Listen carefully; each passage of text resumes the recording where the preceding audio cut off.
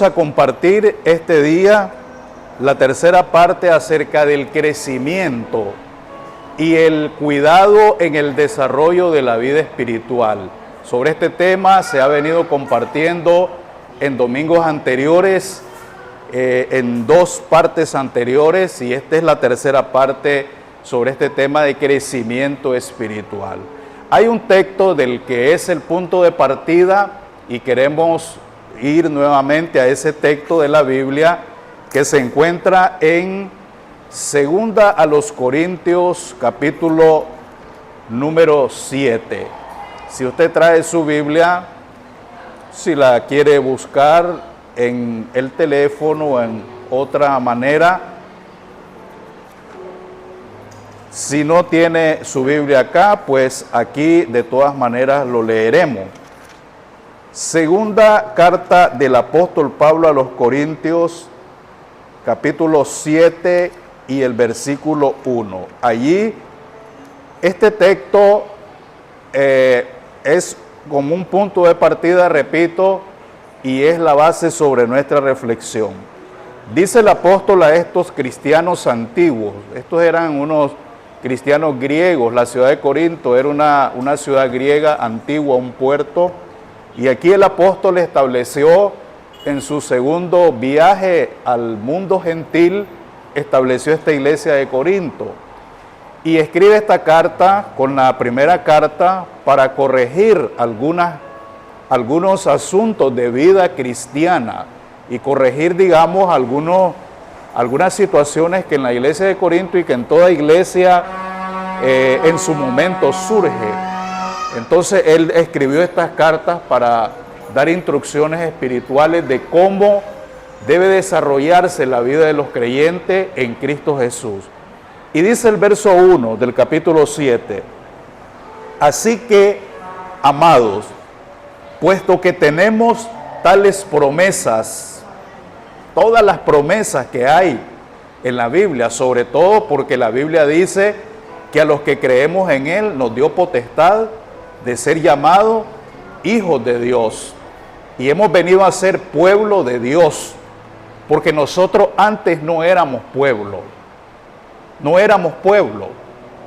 El pueblo de Dios históricamente por milenios fue el pueblo de la descendencia según la carne de Abraham. Pero los gentiles, que somos nosotros, no éramos considerados pueblo de Dios.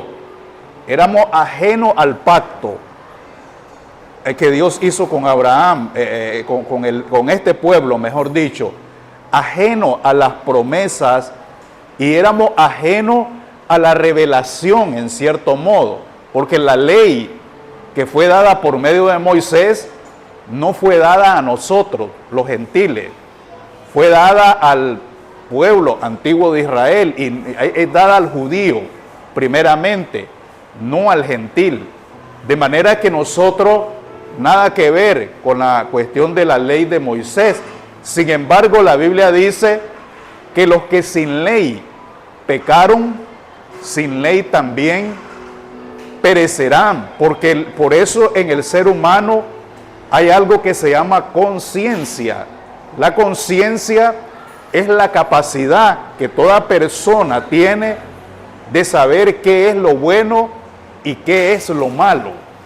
Entonces, aunque la ley no era para nosotros y que desconocemos realmente un sistema de ceremonias, un sistema de rituales de la ley mosaica, nosotros no estamos conectados a eso porque no era parte de nuestra vida, de nuestra cultura.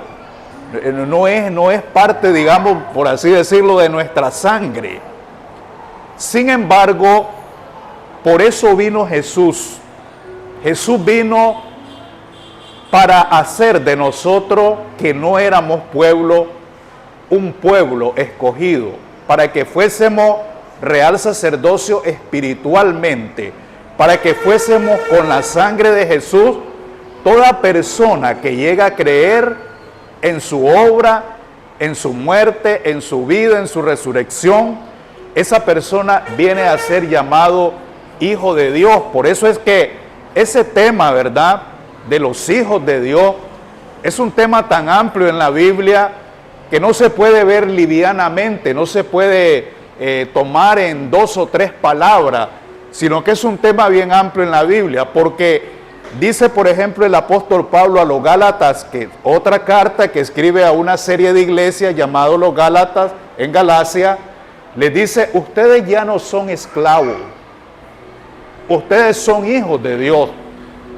Porque esclavos tal vez no éramos esclavos literalmente de alguien, de un ser humano. Porque cuando el cristianismo nace, la iglesia nace, el mundo es un mundo esclavista, donde hay siervos y siervas y se podían comprar seres humanos como esclavos. Incluso habían leyes que protegían el hecho de poder comprar un esclavo. Usted quería comprar un esclavo en el mercado, usted lo compraba, lo marcaba y era de su propiedad para su servicio, probablemente el resto de su vida, hasta el tiempo que usted le diera o quisiera darle una libertad. Así, en esa sociedad nace la fe cristiana, en una sociedad donde hay siervos y esclavos. La Biblia entonces dice en ese pasaje de Gálatas, ustedes ya no son esclavos, porque ahora venimos nosotros al contexto en el que nosotros vivimos. No hay esclavitud. Uno de los grandes logros de la vida moderna, por así decirlo, es la abolición de la esclavitud, porque se considera en nuestro día que la esclavitud es violatoria de la dignidad humana, es violatoria de los derechos humanos, de los derechos individuales de la persona, pues porque estás comprando prácticamente la voluntad de una persona. Pero esa sociedad era así cuando la Biblia se escribe.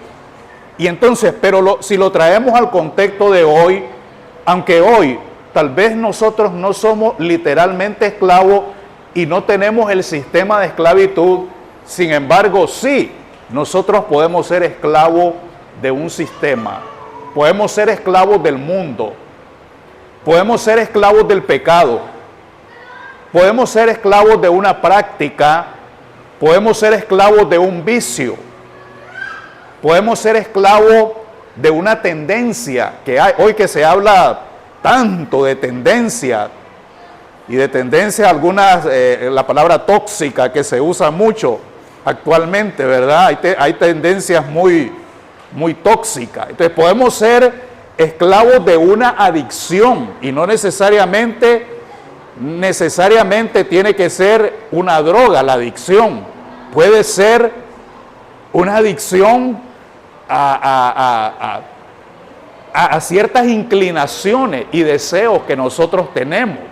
Pero la Biblia dice, ustedes ya no son esclavos, ustedes son libres, ustedes son hijos de Dios, porque por la sangre de Jesucristo nosotros venimos a ser el pueblo de Dios, purificado, lavado con su sangre y declarado real sacerdocio, reyes y sacerdotes para Dios nuestro Padre. Así es que las promesas más grandes que nosotros tenemos, la promesa más grande es el hecho de que nosotros somos hijos de Dios. Ahora, esa gran verdad en la Biblia tiene que ir de la mano con creer que realmente yo soy hijo de Dios.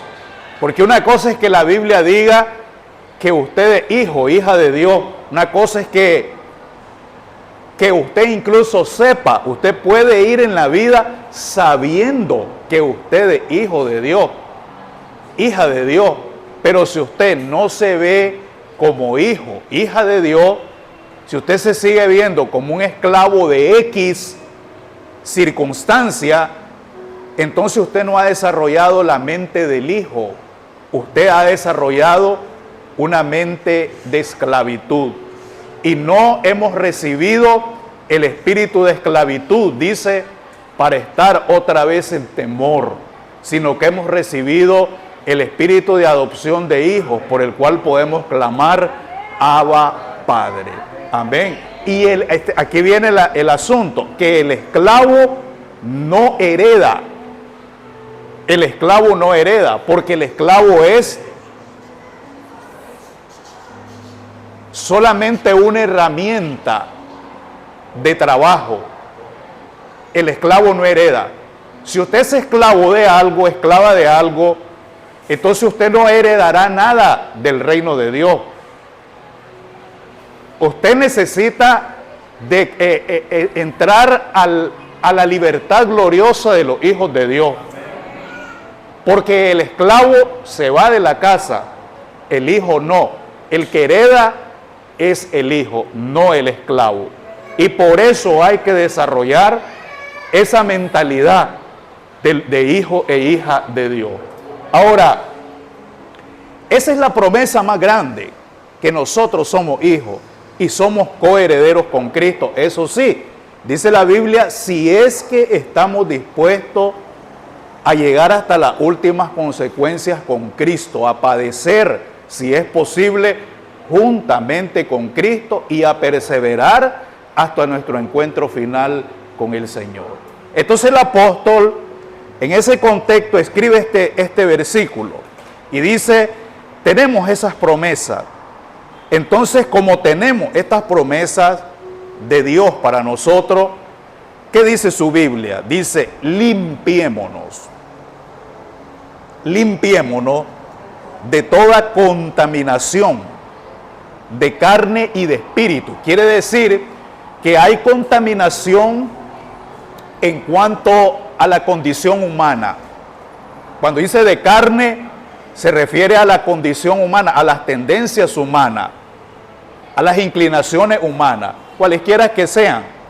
Porque, vuelvo a repetir, fíjese que la carne, es que siempre nosotros, este es un término que nosotros lo usamos mucho en el vocabulario cristiano, pero nos referimos casi siempre a la carne, decimos, alguien es carnal, para referirnos a alguien que le gustan mucho las chicas, en el caso de los varones, las chicas, los varones, que le gusta uno y otro.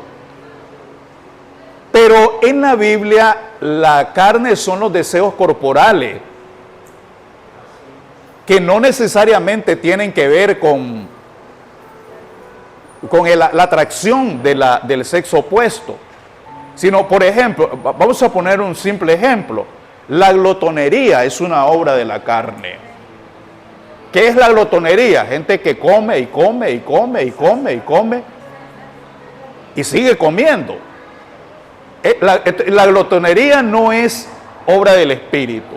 Usted lee la lista que hay en Gálatas capítulo 5 y dice que la glotonería es obra de la carne.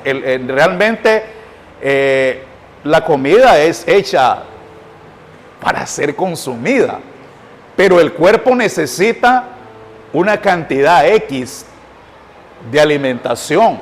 Si hay glotonería, un balance. Si hay glotonería en nuestra vida, esa es una obra de la carne. Y dice que los designios de la carne son enemistad contra Dios, porque no se sujetan al Espíritu de Dios, ni tampoco se pueden sujetar. Entonces los designios de la carne están contra el Espíritu. Por eso es que a través del Espíritu, como vamos a ver allí en un texto, hay que hacer morir la obra de la carne. Pero aquí estoy leyendo que hay contaminación de carne, o sea, a nivel, digamos, humano, físico, hay contaminación de carne. Eso quiere decir que puede haber contaminación de palabras, de conducta, de pensamiento, de ideas. Puede haber incluso contaminación corporal. Ese es un tema que nosotros no lo abordamos, pero es que el templo nuestro, de toda persona que cree, viene a ser templo del Espíritu Santo. Y puede haber contaminación corporal. Por ejemplo, Yo nada con esto, ¿verdad? Porque, digamos, nosotros no somos unos religiosos que le estamos imponiendo carga a la gente, cargas, como dijo el Señor, que tal vez ni uno mismo puede llevar. Pero es realmente lamentable incluso ver gente que predica hablando, por ejemplo, sobre el tema de los tatuajes. Y si usted lee la Biblia, usted leerá en el libro de Levítico que los sacerdotes no se podían tatuar. ¿Por qué no se podían tatuar los sacerdotes? Porque los sacerdotes eran, dice, consagrados a Jehová. Ahora entonces vienen quienes acomodan esta cuestión, dicen, no, pero es que esto era la ley antiguamente. No, pero es que aquí no estamos hablando de la ley, estamos hablando del principio. Ahora viene el principio espiritual. ¿Qué es usted? ¿Qué es usted como creyente? Usted es real sacerdocio. Usted es templo del Espíritu Santo. No puede ser, por ejemplo, estas son ideas que vienen y contaminan el cuerpo. Bueno, hay un efecto especial ahí, pero, ¿verdad? Pero esto contamina el cuerpo, por poner un ejemplo. Pero solo hablando de ese tema. Entonces, imagínese que yo diga, no, es que mire, me hice este tatuaje porque yo considero, ¿verdad?, que me hago un rostro de Jesús aquí y eso no tiene nada de malo. Pero ¿qué es lo que sucede? Y estaría dando un pésimo ejemplo para millares de jóvenes y de seguidores en el mundo, ¿verdad?, a los cuales nosotros ministramos. Por poner un ejemplo, nada más allí, ¿verdad? Pero le podemos poner otro ejemplo, otros ejemplos que tienen que ver con contaminación de carne, porque hay contaminación de carne. La idea es que el creyente trate de santificarse aún en la carne, porque volvemos a repetir, los designios de la carne son enemistad contra Dios. Pero también hay contaminación de espíritu. ¿Cómo es la contaminación de espíritu? Mucho cuidado con lo que usted está escuchando. Mucho cuidado con lo que usted está escuchando. Porque el mundo de la idea, pero no solo el mundo de la idea, de la mente, del pensamiento, digamos, que se transfieren. Pero hablemos de la transferencia espiritual. Hay en el mundo espiritual transferencia. ¿Se acuerda que Jesús dijo a dos de sus discípulos o a uno de sus discípulos, les dijo, ustedes no saben de qué espíritu son? Y el apóstol Pablo, escribiendo en otra carta a los tesalonicenses, dice, no se dejen conturbar ni por espíritu, ni por palabra, porque puede haber también contaminación de espíritu en nuestra vida. Hay que tener cuidado con lo que estamos escuchando, con lo que estamos siguiendo. Por eso es que para nosotros el creyente en Cristo, para nosotros la Biblia es el manual. La Biblia es el ancla. Le podemos llamar la brújula. La Biblia es la guía. Es el libro de la vida eterna. Por eso es que históricamente se llegó a aceptar los 66 libros de la Biblia como regla de la fe, como única autoridad en la vida de una espiritual de una persona. Porque todo lo que se sale del margen de la Sagrada Escritura se sale a un terreno muy peligroso y resbaladizo, un terreno muy especulativo que lo puede llevar a unas cuestiones, ¿verdad?, lamentables, que lo puede llevar a confusión en su vida espiritual. Ahora quiero, por favor, puntualizar ahí, limpiémonos de toda contaminación de carne y de espíritu, perfeccionando la santidad en el temor del Señor. Ahora, he hecho esta confesión con usted muchas veces. Nosotros enseñamos lo que sabemos. Nosotros testificamos lo que hemos visto. Nosotros no podemos enseñar lo que no sabemos de la palabra de Dios. No podemos enseñar lo que estamos imaginando, imaginación de hombres nada más. Yo no puedo enseñar un sueño basado en un sueño. Los sueños son muchas veces revelación del Señor, pero los sueños no pueden ser la base del desarrollo de nuestra vida. Tiene que ser la palabra de Dios. Los sueños tienen un lugar en nuestra vida, las revelaciones personales tienen un lugar en nuestras vidas, un lugar donde se acomodan dentro del propósito de Dios en la vida personal. Hay que saberlos aplicar, pero no pueden ser, digamos, una regla que yo se la aplico a usted. Yo soñé algo y usted tiene que seguir lo que yo soñé, porque si no, estaríamos basando la vida en algo tan surrealista, en un sueño, y no en el fundamento de la palabra de Dios. Enseñamos lo que sabemos, testificamos lo que vemos. Nosotros creemos la palabra, lo que estamos oyendo de la palabra, y producimos lo que somos. No vamos a producir no vamos a producir un árbol de mangos, no producirá papayas, no producirá manzana. El árbol de limón producirá limones, el árbol de mango producirá mango. En su vida, usted y yo producimos lo que nosotros somos, lo que tenemos dentro de nosotros. Jesús dijo a su generación, dijo: ¿cómo pueden hablar lo bueno siendo malos? Porque el árbol da fruto según su naturaleza, según su especie.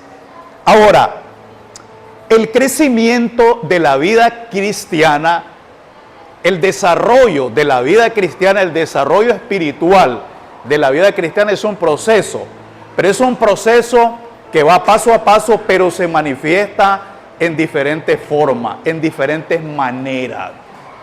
Se manifiesta, cuando decimos en diferentes formas y maneras, en diferentes áreas de la vida.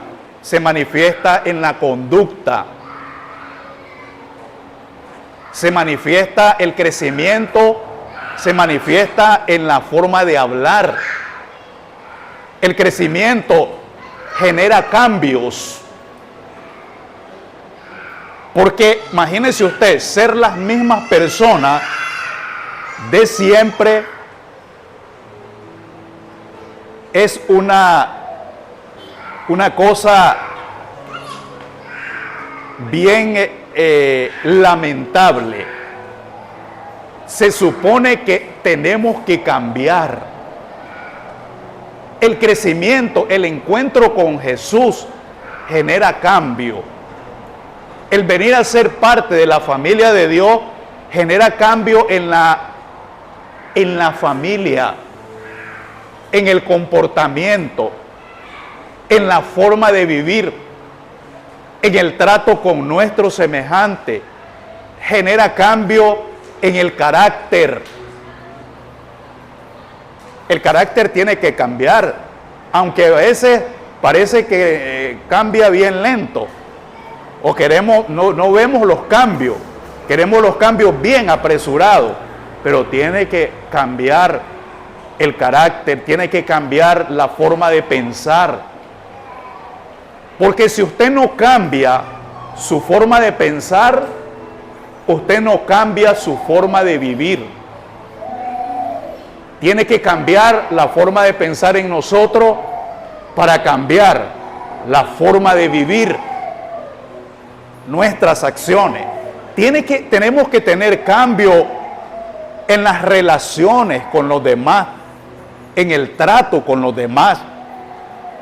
Por eso me gusta mucho un texto y yo lo uso como una base en el ministerio, que Pablo escribe a la iglesia de Filipo y les dice: vuestra gentileza sea conocida de todos los hombres, porque se tiene que quitar de nosotros la aspereza, se tiene que quitar la amargura, se tiene que quitar esa forma, digamos, maleducada muchas veces que las personas tratan unos con otros. Nosotros vivimos en una sociedad complicada. El mundo siempre es, la forma de vivir del mundo es complicado, hermano. El hermano, por ejemplo, los hermanos que están en la calle, que están conduciendo tal vez un vehículo, una moto, una motocicleta en la calle, miren cómo es el comportamiento de la gente. Cómo un conductor le grita a otro en la calle sin saber cómo puede ser la reacción de la otra persona, ¿verdad? Y usted ve esa forma de ser en cómo es la gente común y corriente. Nosotros, como hijos de Dios, no podemos ser así. Nosotros tenemos que marcar una diferencia. Romanos capítulo 1 y el versículo 16, texto fundamental que nosotros conocemos. Romanos 1:16. Porque no me avergüenzo del evangelio, porque es poder de Dios para salvación a todo aquel que cree. Literalmente el texto dice: para transformación a todo aquel que cree. El evangelio genera cambios, transformación. El evangelio transforma la vida, y no solo transforma la vida en el entorno inmediato de la persona. No solo transforma la personalidad, el evangelio transforma el futuro. Transforma el futuro. Cambia el futuro, porque el evangelio le da un destino, le da un futuro. Es muy importante que usted, estimada iglesia, estudiantes, pastores, personas que ven este mensaje, tengan un concepto claro de lo que es el evangelio de Cristo. Porque muchas veces el concepto del evangelio es equivocado, es errado. Generalmente la persona que escucha ciertos comportamientos, que ve ciertos comportamientos extraños, especialmente en el mundo cristiano evangélico, piensa que el evangelio es venir a formar parte de ese comportamiento extraño que tienen ciertas personas, ¿verdad? Y voy a poner, por ejemplo, un caso. Muchos hermanos, muchas congregaciones, eso se respeta, ¿verdad? Porque realmente la libertad es algo glorioso en los seres humanos. Pero muchas congregaciones, muchos hermanos oran, digamos, en los barrios con bocinas, con parlante a alto sonido, para que escuche todo el barrio lo que están orando. Y muchas veces esas personas en los micrófonos oran y dicen palabras ininteligibles y entran en trance y dicen cosas que no se entienden. Y entonces la persona que está buscando una orientación en la vida piensa: el evangelio es eso. Si yo busco una iglesia cristiana, yo voy a tener que venir a formar parte de eso. O en el caso de los que practican rituales, Es decir, que yo tengo que practicar también esos rituales o tener esas reacciones. Hay mucha gente que le tiene temor, así literalmente, y un poco de fobia a ir a los templos, porque, bueno, si vas al templo te van a obligar a orar, te van a ministrar, te van a botar al piso, vas a ver unas reacciones bien extrañas. Y la gente piensa, el evangelio es eso, el ser miembro de una iglesia evangélica, ir a escuchar a una iglesia evangélica, eso. Y eso no es el evangelio. Y quiero decirle una cosa, eso se respeta, hermano. Eso se respeta porque muchos de nosotros operamos en los dones del Espíritu. Muchos de nosotros hablamos lenguas, profetizamos. Muchos de nosotros tenemos dones de discernimiento. El Señor está haciendo milagros entre nosotros. Pero una cosa son que una persona tenga X reacción en su vida emocional y otra cosa es el Evangelio. El Evangelio es que su familia cambie. El Evangelio es que la persona se edifique. El Evangelio es que la persona escuche, que haya cambios en su familia, en su hogar, en su economía. ¿Por qué no en su economía? Porque es el poder de Dios para transformación, para salvación a todo aquel que cree. Bíblicamente, ¿quién es un cristiano bíblicamente? ¿Qué es un cristiano bíblicamente? Bíblicamente un cristiano es el que cree en Jesús. Y el que obedece, el que busca a Jesús, el que sigue a Jesús. Eso es bíblicamente un cristiano. No puede un cristiano definirse por una práctica X, por un comportamiento X, por un ritual X. No se puede definir así. El cristiano se define por creer en Jesús. Es muy probable que usted venga a la iglesia y que usted no tiene ninguna reacción extraña. No tiene que tenerlo. Aquí en las congregaciones nosotros decimos levanten sus manos a manera de ánimo, ¿verdad? Pero si alguien no quiere levantar las manos, ¿cómo vamos a caer nosotros en el atropello de decir te vas a ir al infierno porque no levantas las manos? ¿Cómo vamos a caer en eso? La Biblia dice hay que doblar las rodillas que están paralizadas, hablando del cultivo de la vida espiritual. Son cosas que tienen un lugar, pero esas ciertas prácticas y reacciones no definen al cristiano, no definen el evangelio.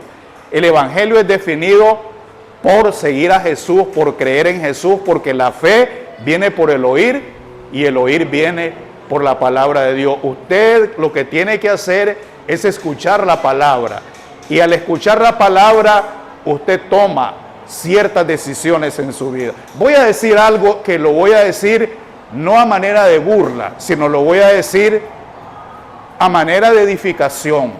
En mi vida he tenido experiencia donde hay hermanos, hermanas que vienen y oran por mí y algunos se molestan porque oran por mí porque ellos están esperando en que yo entre en una reacción, en algún shock, en algún trance, en algún temblorín. Y no, si usted ora por mí y usted está creyendo al Señor por algo conmigo, yo lo que hago es ponerme de acuerdo con usted. Yo lo creo, yo digo el amén y yo lo recibo en mi corazón y me pongo de acuerdo con usted, porque el poder no está en la reacción que yo tenga. El poder está en que si dos se ponen de acuerdo en lo que están pidiendo, les será hecho por mi Padre que está en los cielos. O sea, algunos hermanos se han molestado porque ellos esperan que al tocarme yo salga dando vuelta como trompo, ¿verdad? Y si no lo hace uno, entonces no está recibiendo, no es espiritual. ¿Quién dijo eso, hermano? ¿Es que acaso uno está loco, hermano? Si está bien, ¿verdad? Que las personas que tienen esa reacción y se respeta, ¿verdad? Es respetable eso.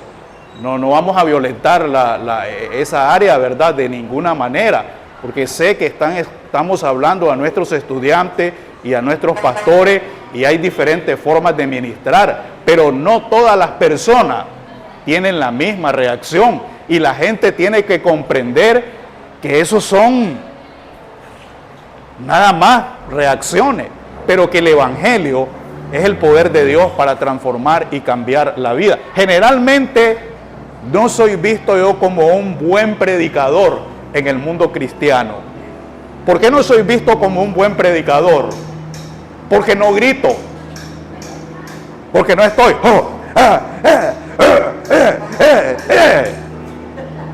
hermano, ¿es que acaso yo, es decir, estamos fuera de sí para... No está mal que uno imiten a otro, pero si eso no es parte de ti, no puedes hacer lo que no es parte de ti. Hay un concepto que digo esto a nuestros estudiantes que se conectan con nosotros y que han sido de nuestras escuelas bíblicas a lo largo de años. Hay más de 8,000 estudiantes en esta nación que han sido graduados de nuestras escuelas bíblicas y ministros. Y digo esto a nuestros estudiantes: el concepto que hay en nuestro mundo cristiano evangélico es que si gritas, eres predicador. Si no gritas, solo estás enseñando nada más. Pero qué cosa. ¿Quién fue el genio superior a Albert Einstein que inventó eso? ¿Qué cosa si Jesús predicaba simplemente conversando con la gente? Pablo predicó en Troas. ¿Han leído la historia del mensaje de Pablo? Uno de los mensajes en Troas, porque él estuvo en la ciudad griega de Troas varias veces, pero en una ocasión empezó a predicar desde la mañana porque era el primer día de la semana, es decir, hoy domingo, y se reunió con los discípulos para compartir el pan, la palabra, y alargó, dice el evangelista Lucas, que escribe el libro de los Hechos, alargó el mensaje desde la mañana hasta la noche. Ve que, mire, yo estoy aquí con el reloj y allá tengo otro reloj atrás y aquí hay otro, y estoy viendo cada domingo la hora, porque tenemos metas con la hora, 45 minutos, 1 hora lo máximo, porque si no ya necesitamos terminar. Pero Pablo alargó el mensaje desde la mañana hasta la noche, y no solo hasta la noche, continuó hasta la medianoche sin parar de hablar. ¿Y saben lo que pasó ahí? Uno estaba en la ventana, pues estaban en el 3er piso, y la ventana no tenía cerrojo, verja, y estaba sentado en la ventana y se quedó de un profundo sueño, dice el evangelista Lucas. Y me imagino que Lucas, el escritor de ese libro, estaba también cabeceando, ¿verdad? El pobre, pero no se dormía, porque si se dormía, el apóstol seguramente lo despedía del ministerio. No puede ir conmigo, porque a Juan Marcos, se recuerdan que a Juan Marcos lo despidió del ministerio, porque a Juan Marcos lo llevó la primera vez y Juan Marcos se regresó del primer viaje. No se sabe si tenía algunas cosas justificables, pero tuvo que abandonar el viaje. No se sabe si murió un familiar, no se sabe si una enfermedad o qué pasó, pero Juan Marcos abandonó el primer viaje misionero y el apóstol dijo, la segunda vez no puede ir conmigo, porque no puede ir conmigo alguien que poniendo su mano en el arado mira hacia atrás, no es apto para el reino de los cielos. Después Marcos se reintegró al equipo y se restauró, ¿verdad? El equipo de Pablo. Pero en el caso de Lucas, me imagino que él estaba, hermano, cabeceando, pero no se dormía porque era el cronista, era el periodista que estaba escribiendo y relatando lo que el apóstol hacía, y si se dormía, pues el apóstol lo sacaba de su equipo de trabajo, del ministerio. Entonces, Eutico se quedó dormido y se cae. Ya conocen la historia ustedes. el apóstol entonces baja a las 12 de la noche y el hombre está muerto. Eso dice la Biblia. Entonces, pero como en el apóstol está el poder de la resurrección, que no es una cosa que no hemos entendido, ¿verdad? Ahí hay algo primero, es de que si Eutico se quedó dormido, el apóstol no estaba gritando. El apóstol estaba enseñando tranquilamente, porque le dio pesadez y se quedó, lo adormeció, ¿verdad? Pero el poder de la resurrección estaba operando en el apóstol y levantó a Eutico de la muerte, de los muertos, lo resucitó, ¿verdad? Ahora, nosotros no comprendemos que el poder no está en gritar, el poder está en el Espíritu Santo. Está bien que nos emocionamos, que brincamos, que decimos amén, gloria a Dios, hay que darle la gloria a Dios, pero el poder está en el Espíritu de Dios. Está en cultivar la vida espiritual. No está incluso en los rituales. El poder está en el Espíritu Santo de Dios. ¿Cuánta comunión hay con el Espíritu Santo? Allí está la clave del poder. Allí está la clave del poder. ¿Cuánto cultivamos la comunión del Espíritu en nuestras vidas? Ok, entonces, y dice que después de resucitar a Eutico, subieron y siguió hablando hasta el amanecer, porque tenía que salir hacia Jerusalén, hacia Asia, en otro viaje. Entonces predicó desde la mañana hasta la medianoche y luego sin parar hasta el amanecer, y así salió. Qué diferente hoy en día, ¿no? Cuando lee de Esdras también, Esdras dice que leyó la ley desde la mañana hasta la noche, hasta la tarde, y estaban de pie. Niños, ancianos, mujeres, niños de brazo estaban ahí también, desde la mañana hasta la tarde. No, tranquilo, ya vamos a concluir, no se preocupen, no vamos a alargar. No hay un tercer piso aquí, ¿verdad? Así que si alguien se cae del piso no pasa, de hecho, ¿verdad? No se va a morir porque está en el piso, está en el primer piso, ok. Entonces, pero el Evangelio es transformación, es cambio. Ahora, hay una escritura, ¿verdad? Vamos a luego voy a mencionar Romanos capítulo 8, del verso 1 al verso 17. Dice allí que la ley del Espíritu de vida nos ha librado de la ley del pecado y de la muerte, y que no hay ninguna condenación para los que están en Cristo Jesús, los que no andan conforme a la carne, sino conforme al Espíritu. No hay ninguna condenación para el que está en Cristo Jesús. Este capítulo 8 de Romanos, del 8:1 en adelante, es una de las mensajes, de las reflexiones más grandes que hay en la Biblia sobre la vida espiritual, cómo cultivar la vida espiritual. Es por el Espíritu, por cultivar la vida espiritual y vivir en el Espíritu, que nosotros hacemos morir lo terrenal en nosotros, ¿verdad? Allí, punto. Hay un punto que quisiera abordar. Nosotros, el tiempo ya precisamente se ha ido, pero nosotros como creyentes en Jesús nos preparamos para el encuentro con Jesús. Todo creyente tiene que prepararse para su encuentro con Jesús. Una vez que dejamos este cuerpo, dice la Biblia que nosotros nos presentaremos ante el tribunal de Cristo.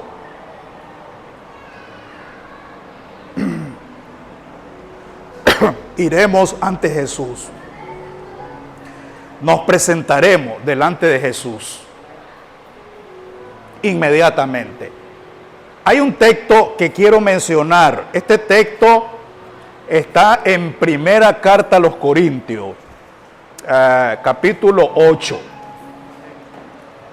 Porque hoy en día, digamos, es muy creciente la idea muy creciente la idea de que no hay un Dios.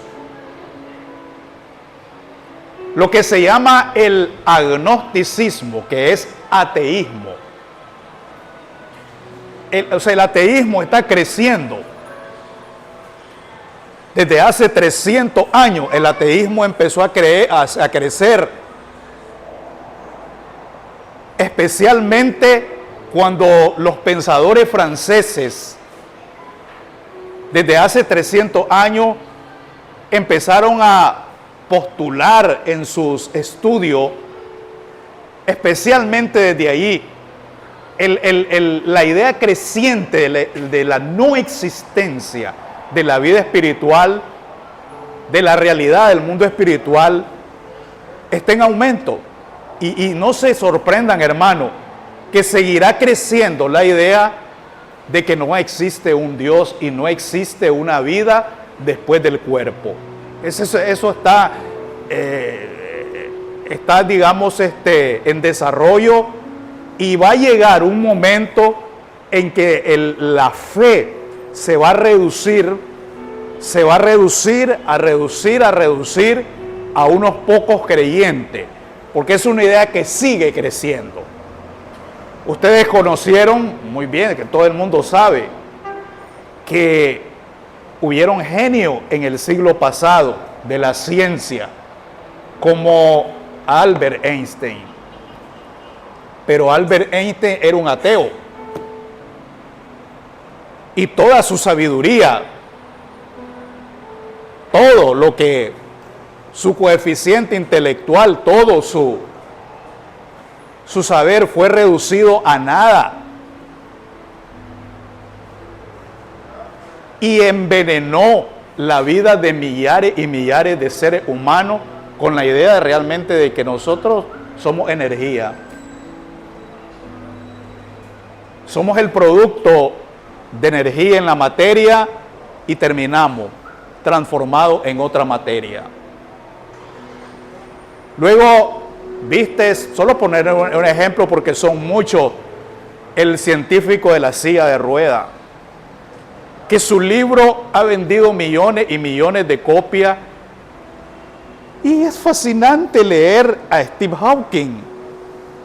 Y lo miras diciendo a Steve Hawking que somos simios evolucionados. Se supone que estos son los dos más grandes científicos de la era moderna, diciendo que realmente, literalmente, Steve Hawking dice: no necesitamos un Dios. No necesitamos un Dios. Somos simios, que es una especie que hemos evolucionado, que hemos adquirido inteligencia, habilidades, capacidades que se han desarrollado, y sus libros se siguen vendiendo. Y son lectura casi obligada en los centros de estudio en el mundo. Pero ¿qué dice la Biblia?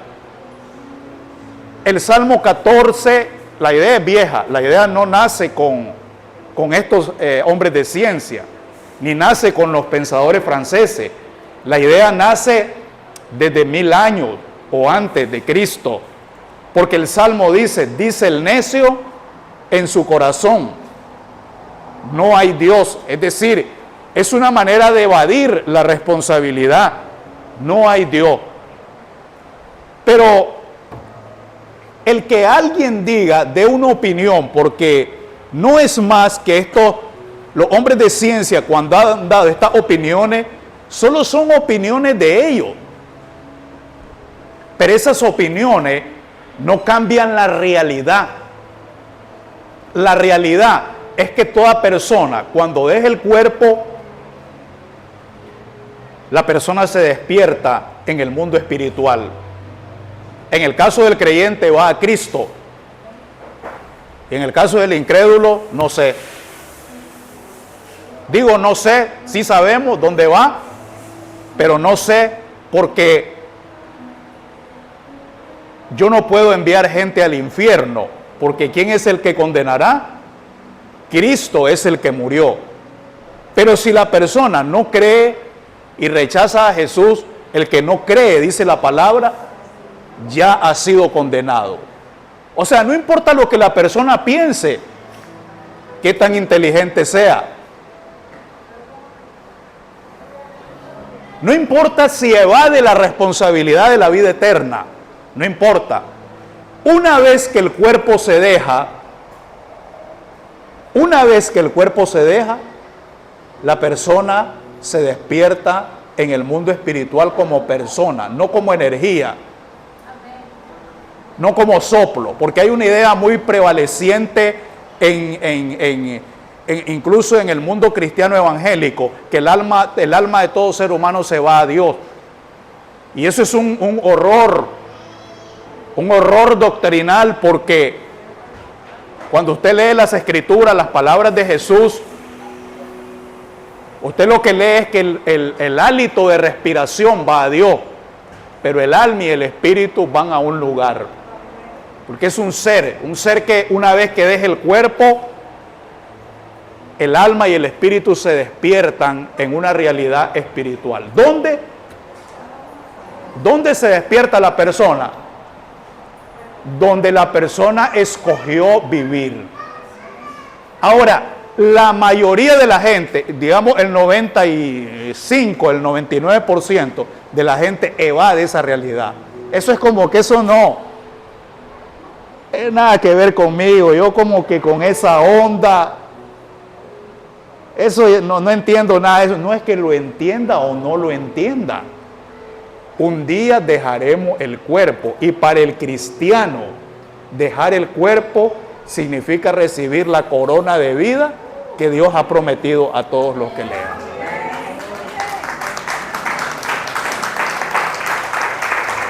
Por favor, amén.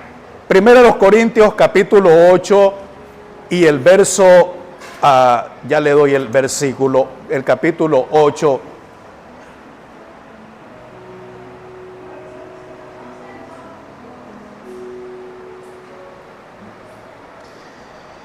Verso 4.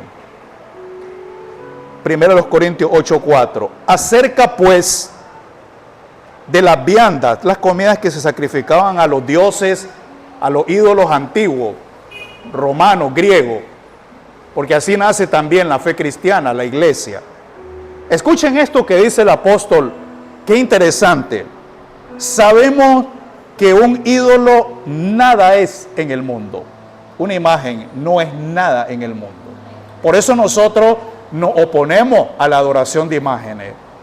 Cualquiera que sea esa imagen. Si la imagen es la cruz, no la podemos adorar, porque se vuelve un objeto idolátrico. Nosotros creemos en la cruz y tomamos la cruz en nuestra vida, pero no adoramos la cruz, adoramos a Jesús que murió en la cruz. La cruz es un símbolo de ignominia, es un símbolo de tortura. Entonces, un ídolo, que dice su Biblia, nada es en el mundo, porque también detrás de la idolatría están los demonios, y detrás de la adoración de imágenes, quien adora una imagen realmente no está adorando ningún Dios, está adorando un demonio. Nuestros antepasados que habitaron estas tierras adoraron a los demonios, no adoraron a Dios. Dios es sanguinario. Dios es como Quetzalcóatl, que era la serpiente emplumada. Dios es como Tlaloc, a quienes sacrificaban niños. Y otros dioses, a quienes nuestros antepasados adoraron. Tamagastad, que eran representados en imágenes, en estatuas. Esos eran ídolos, pero eran adoración a demonios. Por eso es que yo no estoy orgulloso de mis antepasados, porque mis antepasados sacrificaron niños a los demonios y se comían a los niños. No solo los sacrificaban, una vez sacrificados se los comían, se comían a los seres humanos que sacrificaban. Y eso era adoración a los demonios. Eso es una cosa que no se dice. Pero eso es una verdad, es una realidad. ¿Cómo yo voy a estar orgulloso de que adoraron a Quetzalcóatl? Mis antepasados, sí, Quetzalcóatl es un demonio, es la serpiente emplumada, se llama la serpiente antigua, que se llama diablo, Satanás, es el dragón que engaña al mundo entero. Los ídolos no son nada, una imagen no es nada. Escuche lo que dice. Dice, porque sabemos que un ídolo nada es en el mundo y que no hay más que un Dios. Solo hay un Dios. Pero la idea de hoy es que no hay Dios. Solo hay un Dios. Ese cuento de los dioses, no hay dioses, lo que hay son demonios. Solo hay un Dios. Pues aunque haya alguno que se llamen dioses, sea en el cielo o en la tierra, como hay muchos dioses y muchos señores, para nosotros, sin embargo, solo hay un Dios, el Padre del cual proceden todas las cosas. Y nosotros somos para Él, y un Señor, Jesucristo, por medio del cual son todas las cosas, y nosotros por medio de Él. Lo que yo estoy leyendo aquí es que solo existe un Dios del cual procede todas las cosas, y nosotros venimos de Dios, y vamos a Dios. Así es que como creyentes en Cristo, nosotros tenemos que prepararnos para el encuentro muy pronto con Cristo, ya sea que Cristo venga en su segunda venida, o ya sea que dejemos el cuerpo para recibir la corona de vida. Pero nosotros no podemos evadir esta realidad. Si usted evade esta realidad, de todas maneras, aunque la quiere evadir, un día usted dejará este cuerpo y se presentará delante de Jesús, y tiene que entregar cuenta a toda persona de su vida, de sus hechos, sean buenos o sean malos. Por eso exhortamos a todo hombre, exhortamos a toda mujer que nos es posible, que busquen a Dios, que le busquen, como dice la Biblia, palpando como en tinieblas, a ver si palpando podemos encontrar a Dios, aunque no está lejos de nosotros, porque por eso vino Jesús. Y por eso dice que el Evangelio ha sido predicado, incluso el Evangelio ha sido predicado a los muertos, pero el Evangelio ha sido predicado para que creamos y nos libremos de la condenación eterna, para que creamos en el nombre de Jesús, en el Redentor, porque no hay otro nombre bajo el cielo dado a los hombres en el cual podamos ser salvos. El que escucha que es un crítico, un ateo, el que escucha que no cree, puede decir, pero el musulmán puede decir lo mismo de que ellos están en lo correcto, o que el budista puede decir lo mismo. Pero te diré algo, ni el musulmán, ni el budista, ni ninguna práctica religiosa en el mundo puede demostrar la evidencia que nosotros tenemos en la fe cristiana, porque Buda no resucitó de los muertos, Mahoma no resucitó, ningún papa jamás resucitó de los muertos. Solamente Jesús se levantó de la tumba al tercer día y se sentó a la diestra del Padre, y esa es la evidencia más grande de la fe cristiana, donde no hay objeción. Jesús era el Hijo de Dios que vino para dar vida, para darnos vida eterna y darnos una vida abundante aún en este tiempo presente.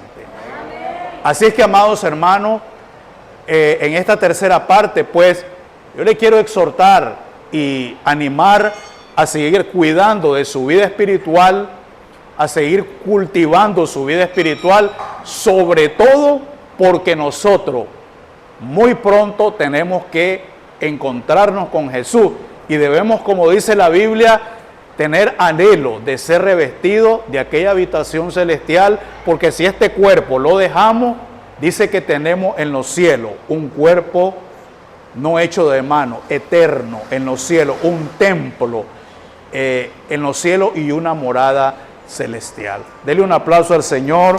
Muchas gracias por su atención. Quiero